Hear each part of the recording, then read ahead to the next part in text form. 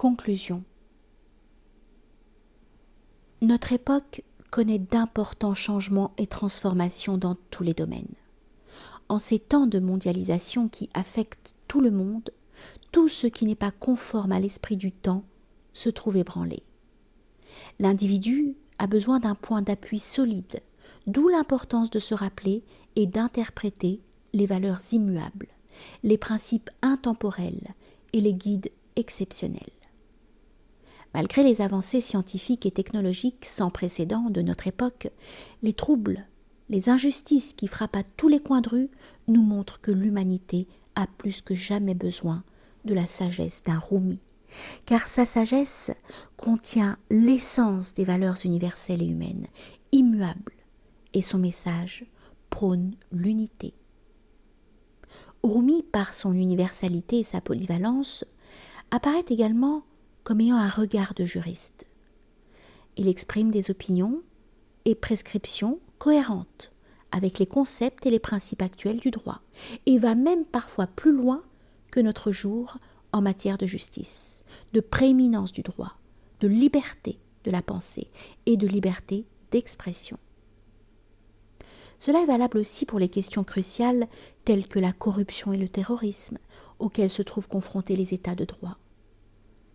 L'homme d'aujourd'hui, en particulier s'il est juriste ou décideur, se doit de comprendre Rumi, dont le message et la pensée valent pour tous les temps. On devrait apprendre et mettre en pratique ses opinions sur l'être humain, sa compréhension de la justice et de la liberté, ses messages aux dirigeants, son intégrité, sa tolérance et son humilité.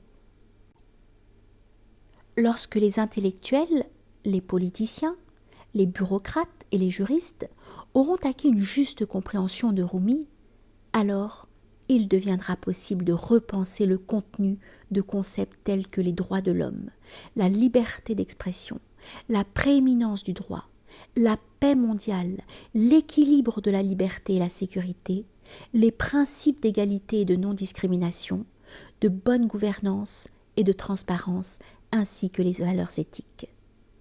Cela permettra de faire passer ces principes du plan théorique au domaine de la mise en pratique.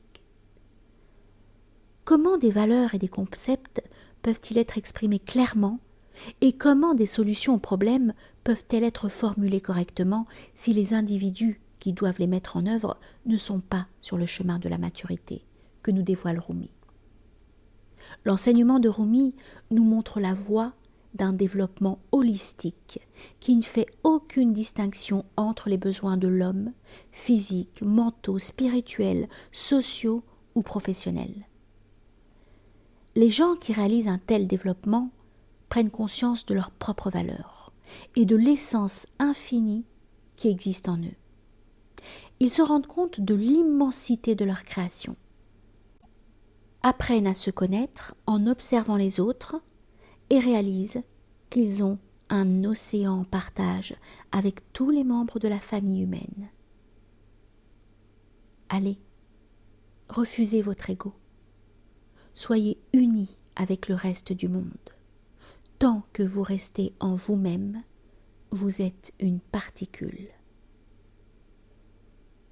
Ceux-là, même s'ils ne deviennent pas Rumi, s'efforceront de lui ressembler en améliorant leur être, en corrigeant leurs paroles et en perfectionnant leur comportement, en prenant en considération la bonté et la justice pour mettre fin au mal et à l'injustice dans tous les aspects de leur existence. Ils connaîtront et répandront autour d'eux la paix intérieure, la tranquillité et le bonheur d'être des êtres droits et matures. En exposant la sagesse et la pensée de Rumi, en les mettant en pratique, nous serons capables de nous dégager du cercle vicieux qui constitue tous les problèmes et divisions qui nous affligent. Lorsque les polarisations, les luttes et les compétitions qui ont pour but de changer les autres, la société et le monde, et qui n'apportent que de la souffrance et de la violence à l'humanité, au lieu de la paix et de l'harmonie sociale et globale, auront laissé place à la lutte intérieure de l'homme et à l'effort pour se changer lui-même, la voie de la transformation, du développement et du changement global sera ouverte sans avoir besoin de lutte extérieure coûteuse. La pensée de Rumi a cette capacité de renforcer le système immunitaire de la société contre les maladies du fanatisme, de l'aveuglement idéologique ou de la violence. Lorsque les valeurs qui font l'objet des œuvres de Rumi, telles que la justice, la compétence et le mérite, la solidarité, la tolérance, l'honnêteté, l'amitié, le pluralisme, le respect des droits d'autrui seront mis en pratique dans les sociétés. La violence et toutes sortes de conflits ou de compétitions diminueront d'autant. Par ailleurs, le niveau de confiance et de sécurité, qui est une condition indispensable pour devenir une société civilisée et développée, s'élèvera. Rumi se présente devant l'humanité comme une précieuse source d'inspiration et de sagesse pour développer de nouveaux modèles et stratégies en vue de résoudre les problèmes structurels auxquels l'humanité se trouve confrontée, grâce à son approche humaine, holistique et positive.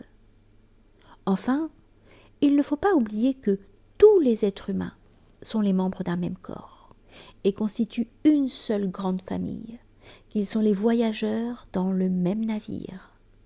Quand une partie d'un corps est souffrante, qu'une partie du navire est endommagée, au final, c'est tout l'ensemble qui s'en trouve affecté.